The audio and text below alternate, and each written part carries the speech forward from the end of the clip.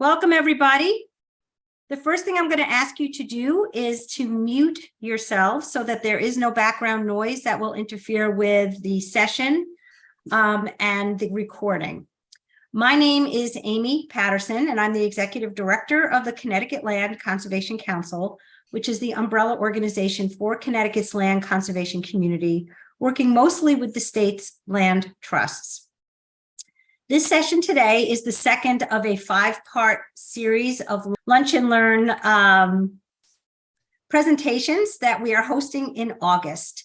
And in partnership with DEEP, we had decided to do this because, number one, the Open Space and Watershed Land Acquisition Grant Program and Urban Green and Community Garden Grant Program applications are due October 2nd.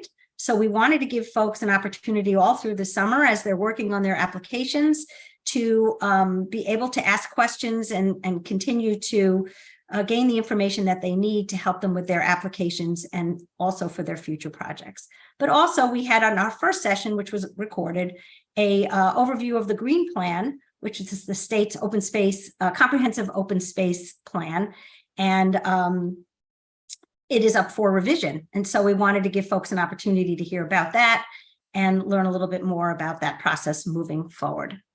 So as I said, with the open space grant applications due in October, appraisals are a required component of the open space grant application, and the appraisals are due November 2nd.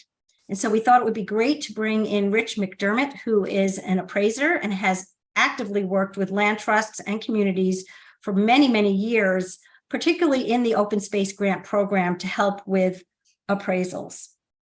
So we're going to have Rich is going to do a kind of an informal presentation, somewhat of an overview on appraisals, both generally and in the context of the open space grant program.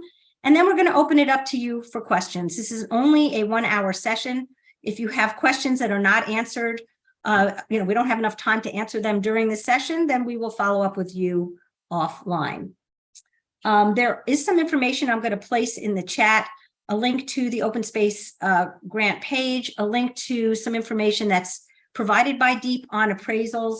I also will provide you with a link to the land trust standards and practices, which are the ethical and legal guidelines that land trusts should be following in all of their operations. And there are certain standards and practices that relate specifically to appraisals when doing land transactions. So I'm going to put that in the chat as well. And finally, we have a recording on, we have a series of sessions that we did in 2021, a boot camp series for new board members, but it's really helpful for anyone that's interested in learning more about land trust operations and how the standards and practices apply. And in particular, we have a session on appraisals and land transactions. So I'll put that in the chat as well.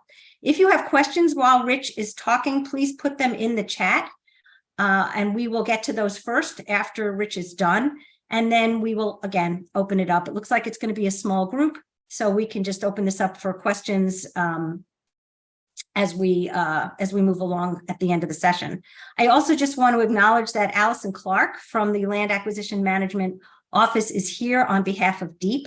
And Allison is a close partner of ours at CLCC, as well as all of the land trusts, municipalities, and water companies with which she works on their OSWA applications. So with no further ado, Rich, I'm going to turn it over to you and take it away. Well, thank you, Amy. I just want to introduce myself and give you a little background on myself.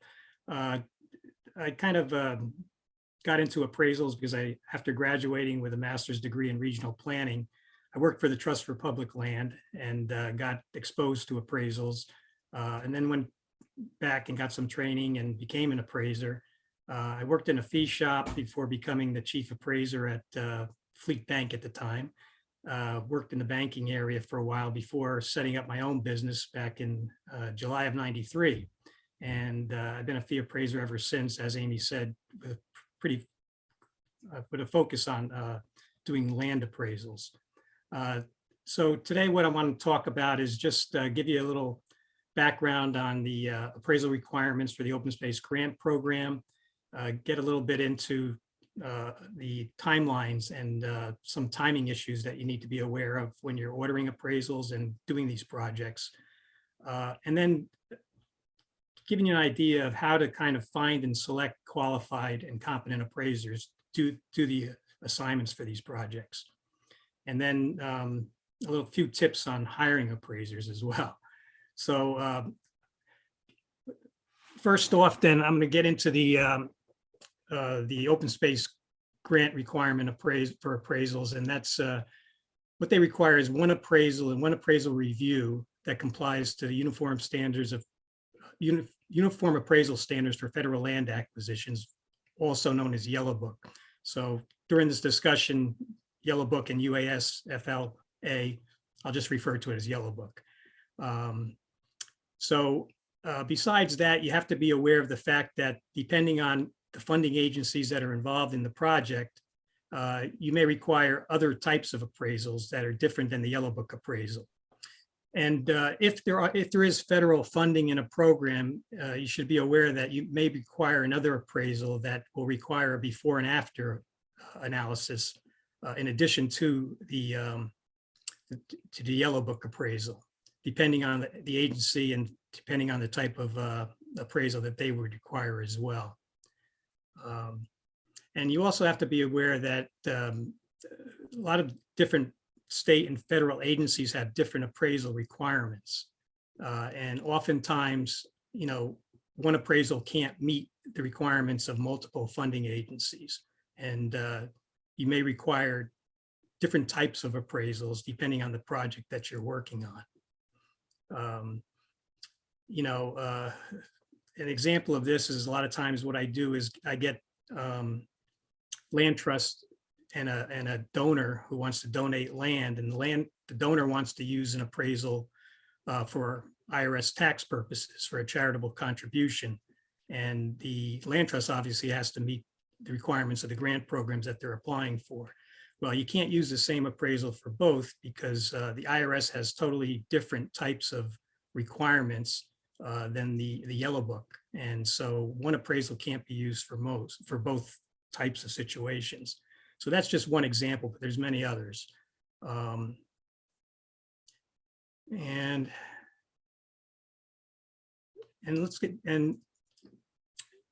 in order to get these appraisals, what I would recommend is that you don't wait to order your appraisals to line up both your appraiser and your reviewer. Most appraisers will probably deliver an appraisal within 3 to 8 weeks. But that when you have a program like the Open Space Grant Program, a lot of times the appraisers that do land appraisals are pretty busy. So you want to kind of make sure you start that process early with both the appraiser and the reviewer. And same thing with the reviewer. Once the appraisal is done and it has to be reviewed by an appraiser so that they can certify that the appraisal does meet the Yellow Book standards and is acceptable. And you need both the appraisal done and a completed review that certifies and confirms that the appraisal is done to Yellow Book standards. And that review can also take about 3 to 8 months or 3 to 8 weeks. So you have to consider those timelines when you're ordering an appraisal and submitting the grant to the program. And the other thing is that all these appraisals have shelf lives. So typically it's 12 months. The valuation that's done in the appraisal is considered valid for about 12 months for most agencies. It could vary more or less, but if it gets past that point and the project still isn't completed, then you may need to either get an update of that appraisal or a revision or have a new appraisal done. So that's something also to consider in terms of the timeline and getting your projects done. And one other thing too is that, as I mentioned before, the federal agencies, if you have federal funding, might require an additional appraisal review. So you have to also consider that fact if you have federal funding, that the agency may get involved in doing their own internal appraisal review that can also add time to the process. And in terms of some issues regarding this timeline, you're going to find that there's a limited number of appraisers that are who understand land valuation, as well as the various federal and state guidelines that are required to do the types of appraisals that are required, especially if there's multiple funding sources available. So you have to kind of factor that into the equation too, that, you know, the federal review might require additional time. And that process is typically, the federal process is more rigorous than what you're going to see from the appraisal review that you have done with the Yellow Book appraisal. And just because it passes the review of the review appraiser that you've hired, it may not pass the review of the federal agency that's reviewing it. So that's something that you also have to keep in mind and be sure that the appraisal is done to the standard that could pass an appraiser's review as well as a federal agency review. The other thing that is important is that when you're hiring appraisers and reviewers, you have to find people that are compatible. A lot of times, certain appraisers, you know, may be more difficult in the review process than others. And the appraisal community is a pretty small community, so that, you know, somebody may find out who's doing the appraisal and they know their work, or they know, you know, how they conduct appraisals, and may not want to work with that particular party. So it's really key to find a compatible appraiser and a reviewer when you're hiring them, so that the process can run as smoothly as possible and get done in a timely fashion. And the last thing you want to do is, you know, get into the situation where you hire an appraiser and the reviewer rejects the appraisal, because then you're back to square one where you have to get another appraisal, which can, you know, extend the time frame in which you have to get the project done. To minimize some of these delays in the appraisal process, it's recommended that you provide the best information you have regarding the land area of the property to be appraised, either if you have a survey or a legal description or whatever you have, because if there's any discrepancies in the land area between the land area that you use in the appraisal versus what the DEP comes up with after the fact when they do their survey, then there may need to be an adjustment made in the valuation based on the differences in land values. And the second thing is that you need to identify, this is something that's not done a lot, and it can cause problems and delays in the appraisal process, is that when I'm doing an appraisal, I always ask that the client provide me with not only the owner of this subject property, but whether that owner also has beneficial control or ownership of any parcels around it. Because as part of the Yellow Book requirements, you have to analyze what's called the larger parcel, which means you have to look at not only the parcel that is being appraised and owned by that one party, but if that party, and the key is beneficial control over any lands that abut or are adjacent to it that are part of the property operation, then those parcels will need to be considered in the Yellow Book appraisal. And it can end up being a much different appraisal than if you're just appraising one parcel. So and what you want to do is you want to kind of iron those things out before you order the appraisal, and so that the appraiser and the reviewer are both on board in terms of, you know, what property is going to be appraised, what type of appraisal has to be done. So, and in terms of, you know, selecting appraisers, you know, I would, you know, encourage you to go to the DEP's website, because they do have a pretty good checklist there about selecting qualified appraisers, which gives you a good overview to vet and find appraisers that are competent to do land appraisals and meet the requirements that the appraisals need to meet. And again, I want to emphasize again that you need to find appraisers and reviewers who are comfortable with working together prior to hiring appraisers. And, you know, I ran into a situation where recently somebody called me up and they had 2 appraisal assignments. And, you know, we were talking about the appraisers and and whether I would be willing to review the, you know, the appraisal, the Yellow Book appraisals that they were going to be submitting.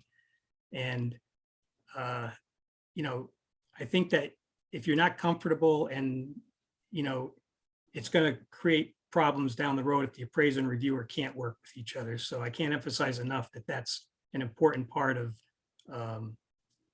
sorting that out before you hire either the appraiser or the reviewer. The other thing that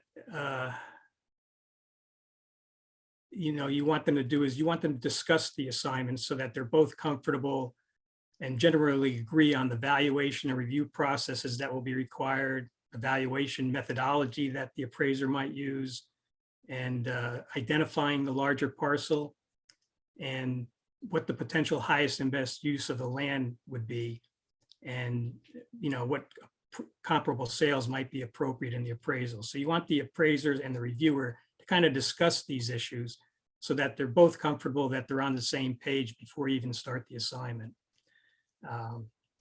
And the one other thing about hiring appraisers, and this might seem like common sense, but if you hire an appraiser and they do an appraisal and it's rejected, you may want to think about hiring another appraiser. I've been involved in a situation where there was an appraisal that was done by the same appraiser 3 times and it was rejected 3 times. So if you're, you know, I think one rejection should be enough, but I wouldn't go past 2 in the future. Find another appraiser. So the other thing that's not, you know, known very well, but you need to do is when you're hiring an appraiser, you got to make sure that the appraiser meets the criteria for each funding agency regarding their qualifications. Certain funding agencies will actually require specific coursework.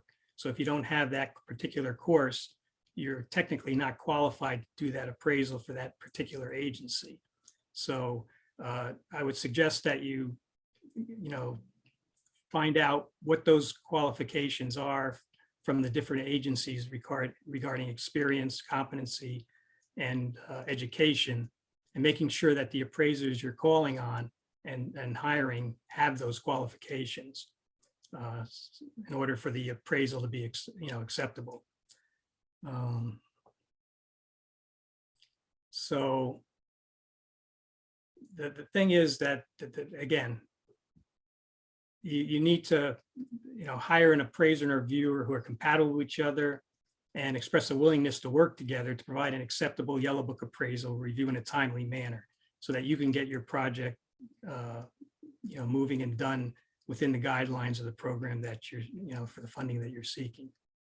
So with that, I'm just going to open it up for questions. Anybody have any questions about the appraisals or the appraisal process?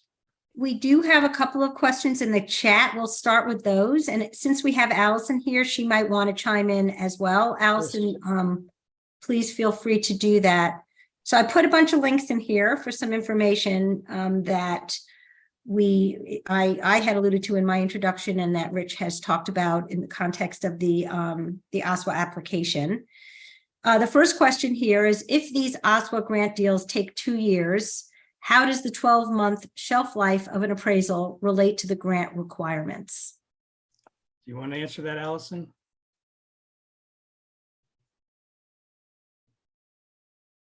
Allison, can you hear us okay? I think she's muted.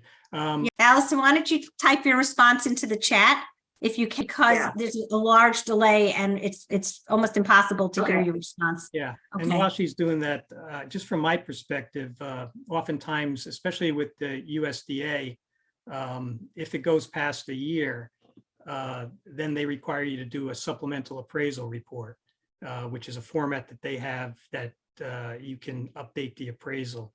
So I know, and I know I've done one assignment recently. I did they required, I've done 2 updates for them at this point. So if the project goes past like into the 2-year period, at least for that particular agency, you may be required to do 2 updates.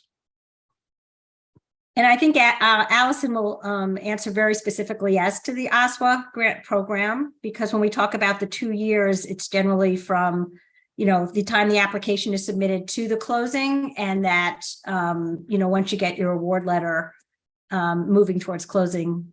Yeah. And then the shelf life of the appraisal is from the valuation date of the appraisal, not from Correct. the point in time when you first start the project. Correct. Exactly. So we'll wait for Allison's response there as well. And while we're waiting, the second question came from Phil, and it was, he'd love to hear more, Rich, about the beneficial control, obviously broader than ownership. If you can elaborate on that point. Yeah, that's a pretty,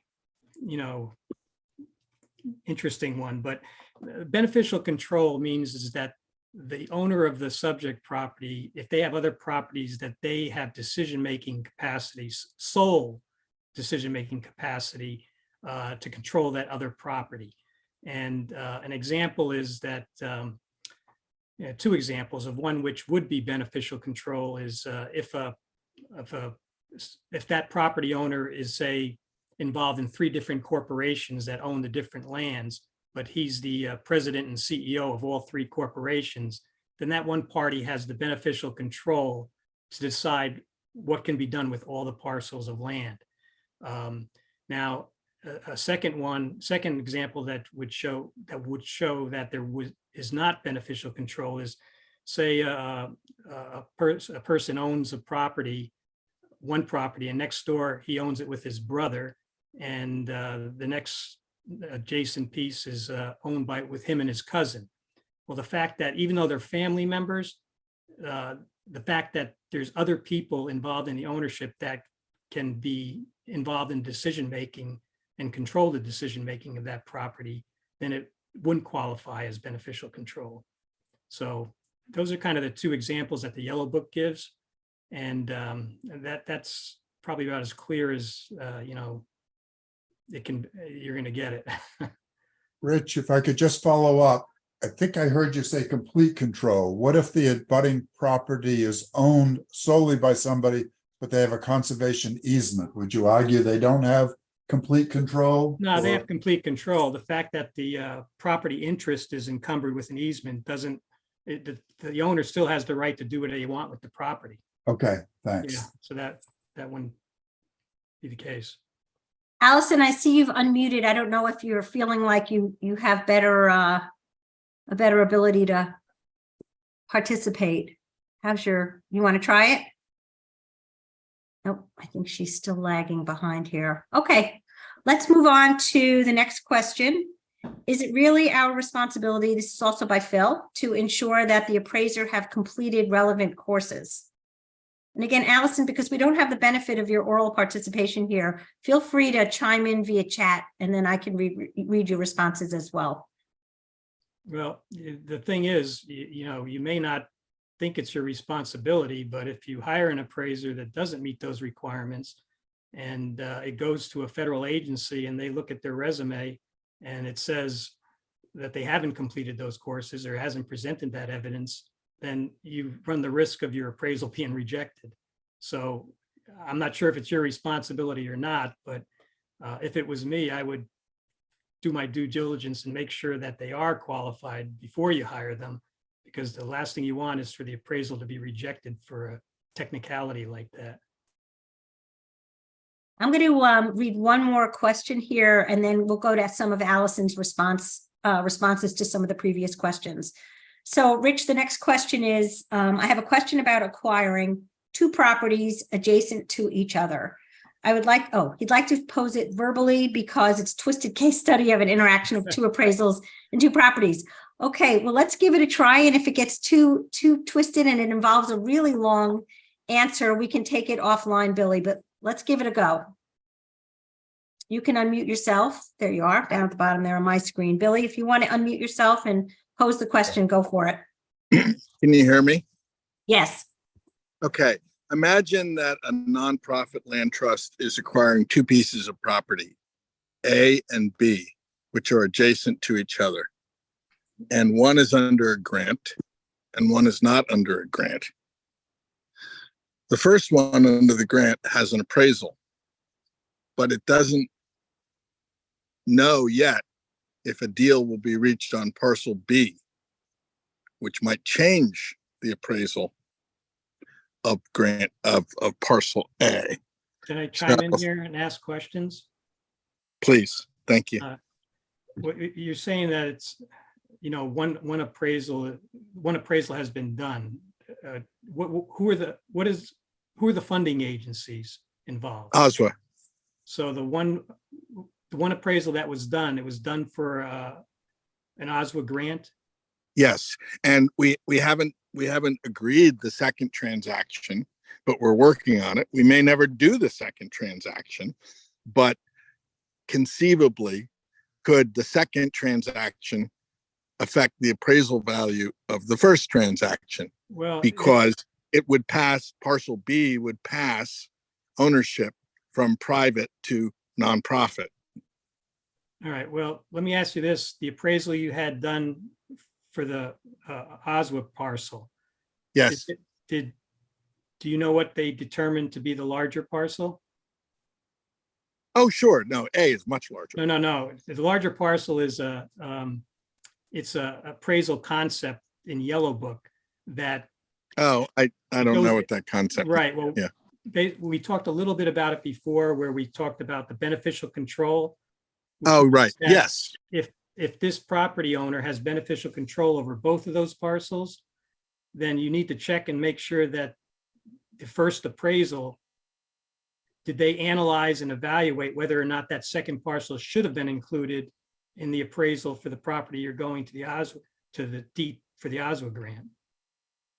So do you know if? got it, okay, do you I know get if it. they've So the already interaction, considered that or not? yeah, I don't think they have, because it's two different arms of a family, but I got the thread, and so I'm on the hunt. I'm in the hunt for asking a beneficial owner related question on the Well, who owns the other Appraisal. parcel, the abutting parcel? the son and daughter Who and owns the the parcel you're having appraised? estate of the father of the son and daughter. State. And who's the administrator of the estate? Same person who owns parcel, has part interest in parcel B. Yes. Yeah, The so, son who owns part of B is the estate, what's the word, trustee or yeah, of see, A. Okay, sometimes, anyway, I'm down a rabbit hole. I don't want to, throw this call off kilter on a well, little. yeah. It's It's okay, you know what, Billy? One Billy, last we- point, Amy, just one last point. Sure.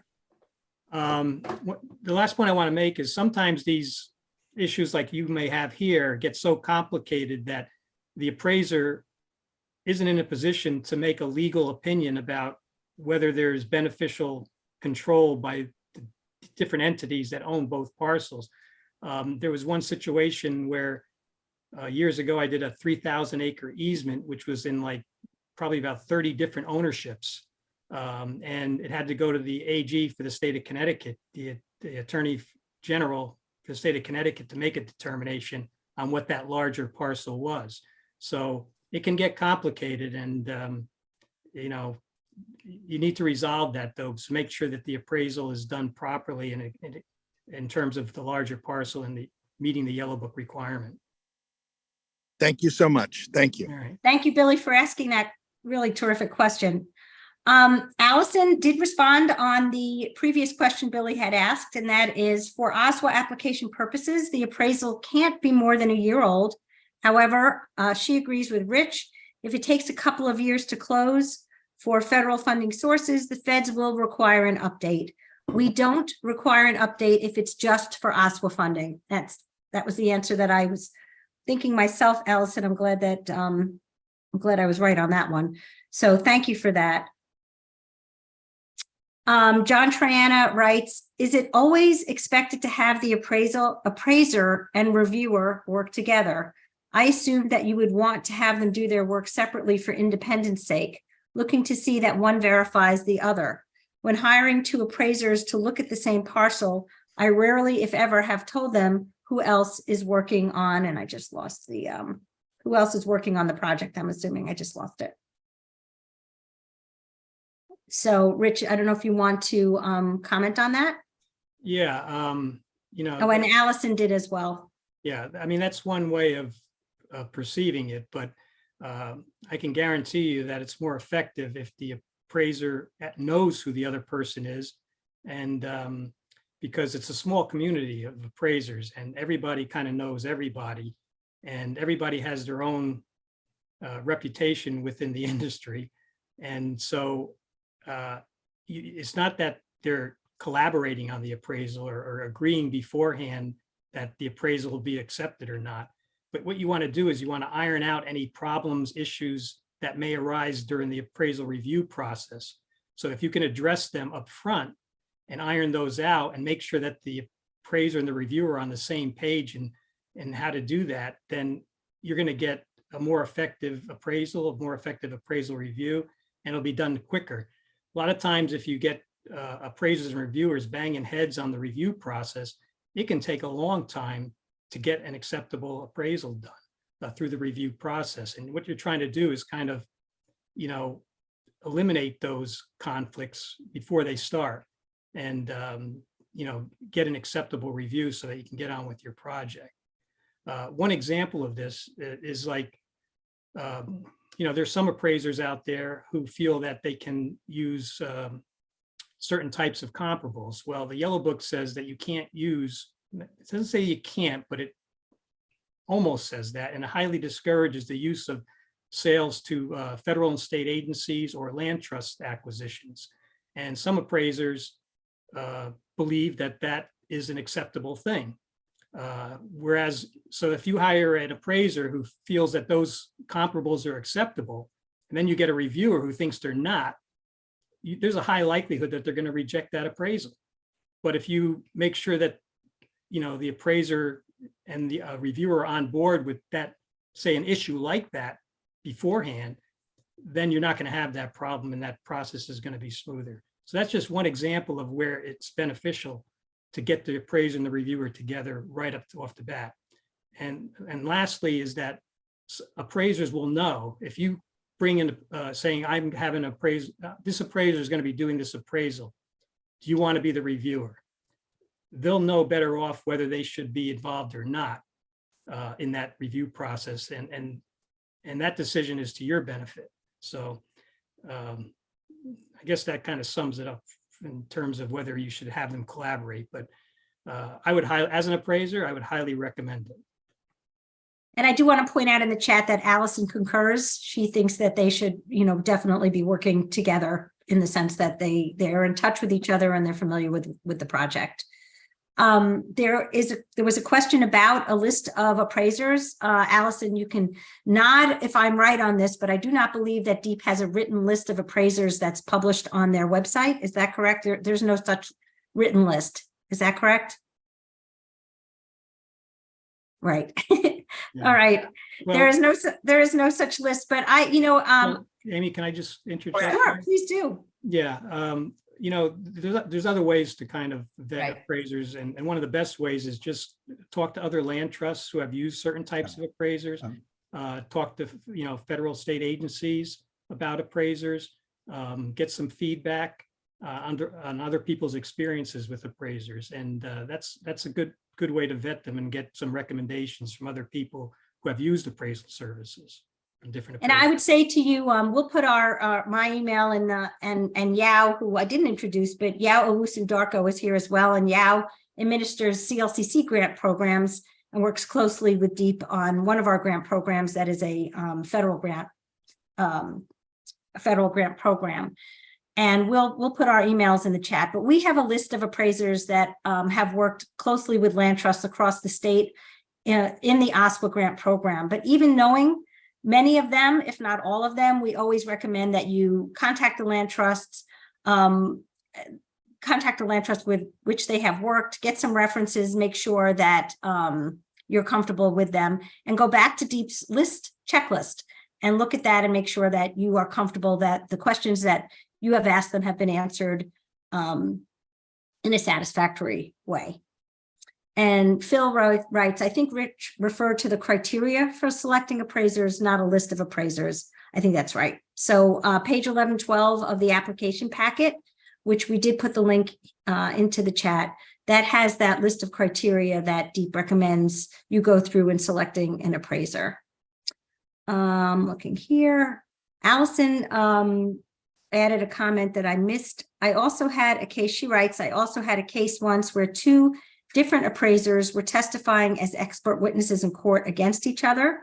So they did not want to work together on another project at the same time. Hence the recommendation to make sure that the appraiser and the review appraiser at least know each other and know that they're working on the same project.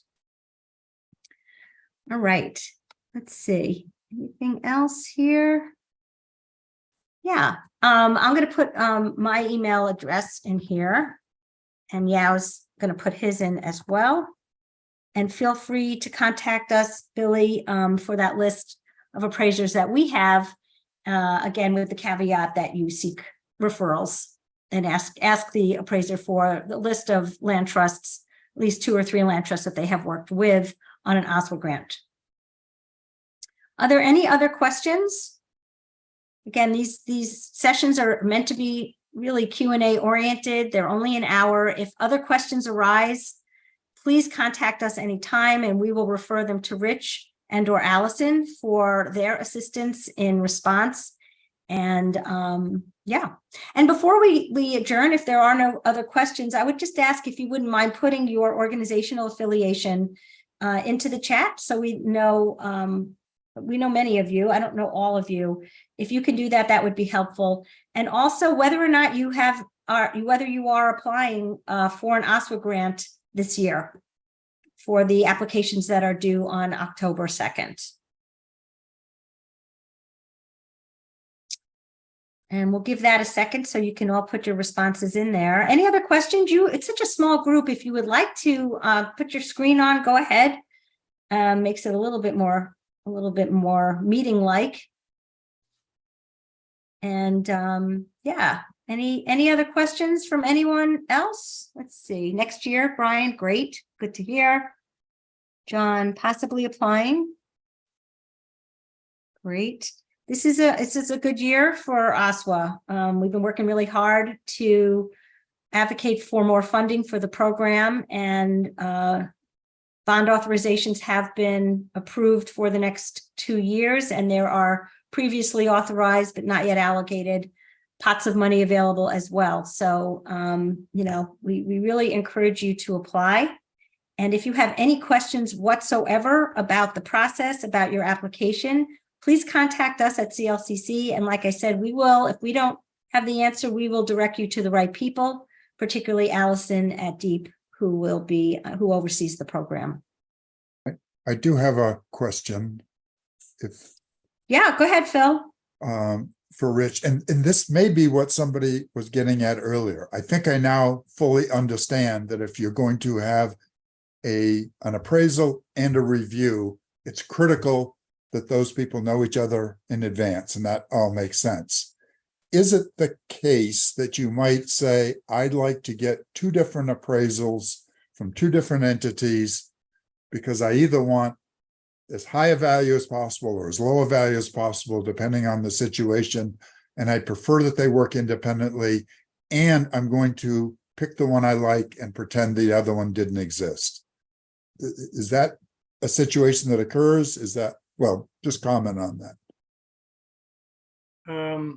Yes, that happens.